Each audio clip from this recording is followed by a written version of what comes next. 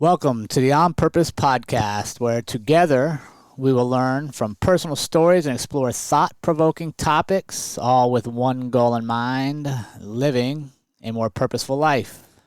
Welcome, everybody, to this week's show. I'm excited, as always, to have you here.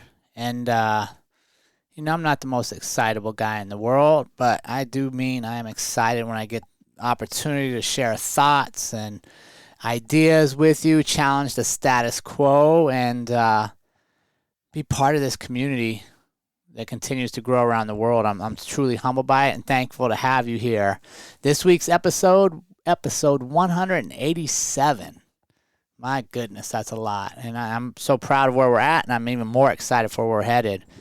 But before we get into this week's episode, I wanted to just share how amazing it's been getting all the feedback from our community on the 2 episodes ago when we did the one called Generational Healing.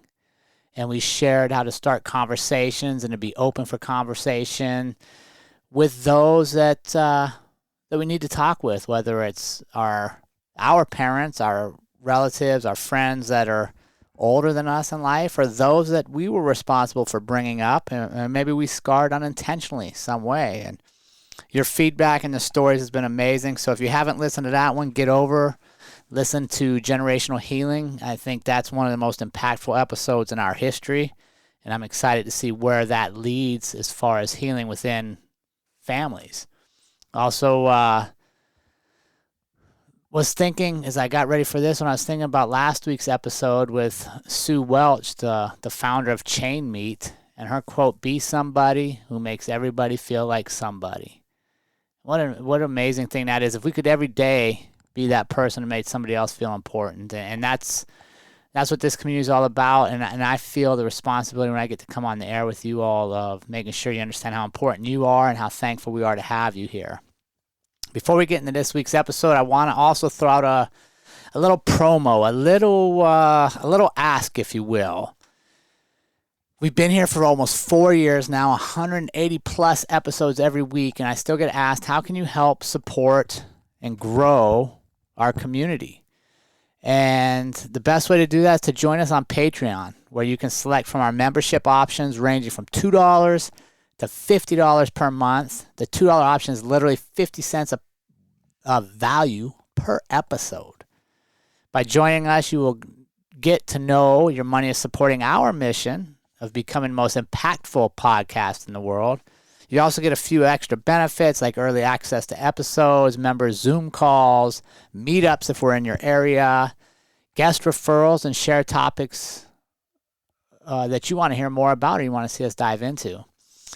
You also get what I think is probably one of the more important rewards of joining us on Patreon, and that is you get the self-satisfaction and pride knowing that you are financially contributing to bettering someone somewhere in the world through the stories and community that is the On Purpose podcast.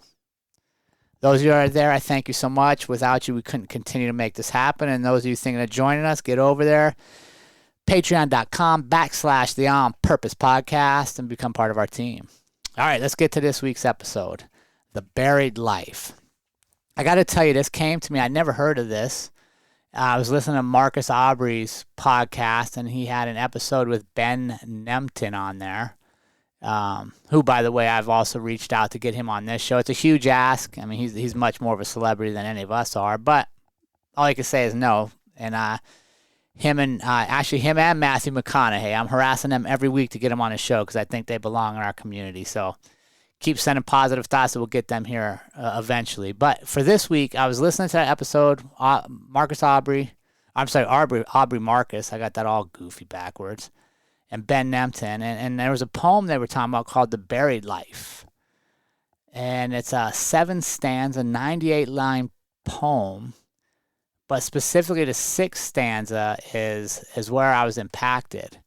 And I want to start the episode by reading it to you.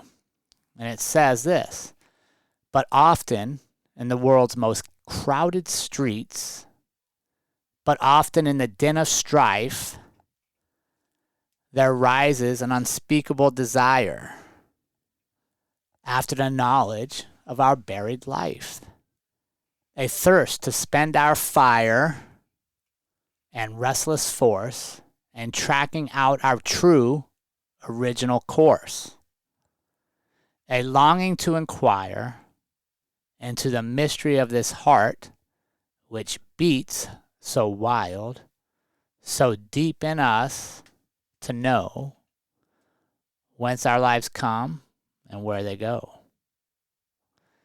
And I heard them talk about that, and I was like, man, that's a pretty cool poem. So I immediately looked it up.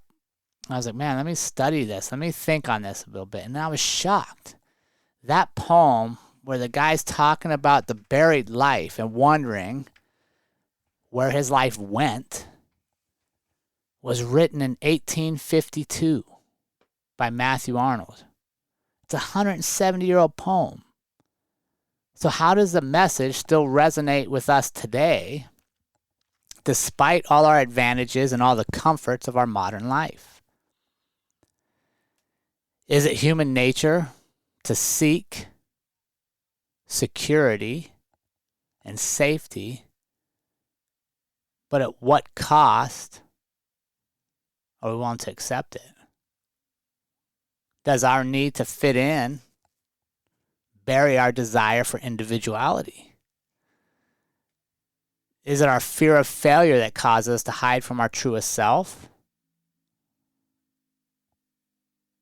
Or are we so conditioned for the approval of others that eventually when we stop and look back in life, we won't even recognize the life we created, the path we were on, or worse, how we even ended up there? So as I read that poem, I sat with it. And I read it again. I shared it with a bunch of people. And I was like, dude, tell me what you guys think on this. And I got different ideas and stuff. And then I was like, oh, you know what? I'm going to study this some more. So I made it my screensaver. So every time I fire up my computer, it's what I look at. And I've read and reread it many times a day in the month since I listened. And, you know, as someone that others would look to and say, man, you take a lot of risk in life. You do a lot of things kind of unorthodox, out of the box. You just go, which we do. I was also like, man, what am I burying? Like, I think all of us have buried something. So I was like, what part of my uniqueness, what part of me has never seen the light of the world? What part of me has not been able to shine because I've buried it? And I ask you all to start thinking, what part of you is in there that has not seen the light of day? Not because we can't, but because we won't, because we've allowed it to be buried. And I started thinking, for me, it came to me, and I was like, wait a second. I started remembering being in music class during my troubling early teen years. It's a time when I was rebelling against everything and everyone, music teachers included. I didn't even try to learn music.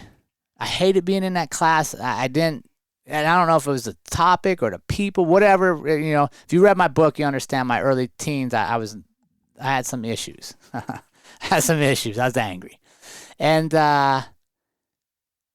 because of my anger and stuff, I was asked to leave the class all the time. And I was left with the impression I was no good at music. And I don't know if the teacher told me I was no good at music, or just because of my behavior, I assumed I was no good at music, or because I never even tried and never gave myself a chance to be good at music. But I've always loved music. Those of you that are closest to me know I've always believed music is the soundtrack to our lives. And I'm very in tune to songs bringing back memories. And I can hear a song and be like, oh, I remember I was riding the bus my freshman year in high school and we were playing U2 Joshua Tree all the time. Like, I know music. I know what it means to me, and I know what it means to others to share stories through music. And I do my best work listening to music. In fact, my whole book was written listening to John Mayer's live version of Free Falling on repeat, just over and over for hours at a time. And I really enjoy taking a song and just listening to one song over and over to really get the subtleties of the story that the musician's trying to share with us through the music, through the lyrics. And for me, that allows me to go to creative spaces. So as I was thinking about it, I was like, gosh, my buried life was music. And I started wondering, am I really unable to play music? Am I really just not capable? Or is it a potential gift I buried since I was 12 years old? And at some point in my life, I'll look back and wish I could get it unburied. I wish I could dig it out and try it again. So as you listen to this episode,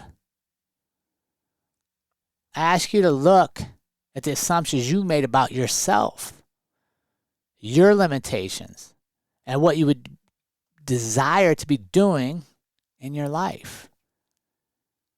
If we get that next breath, that next wake up, we get a chance to unbury parts of us, those talents, dreams, ideas that just seemed lost long ago. And this is so ironic that this episode came to fruition now. And let me tell you a little backdrop. I had recorded another episode with a best-selling author, and it was set to air on this day, November 17th, 2022. And there were some legal issues, and we went back and forth, and they asked us just not to air it. There was some stuff they weren't comfortable airing, so I agreed. Hey, I'll take it off. Well, I'll find another episode. So I had a gap in my calendar. And then I found this poem, and I found Aubrey Marcus's episode with Ben. I listened, and I researched, and I read, and I thought, man, this will be a great one. I'll put this in that place. And once you know it, that ironically, it will air to all of you on my birthday. The same day that I'm talking about uncovering my musical skills, whatever they may be. And for my birthday, I've been given a ukulele from my sister that she no longer has time to play with some moves and stuff. So for my birthday, I not only get to share the message of unburying your life, but I'm going to unbury my desire to learn and play music.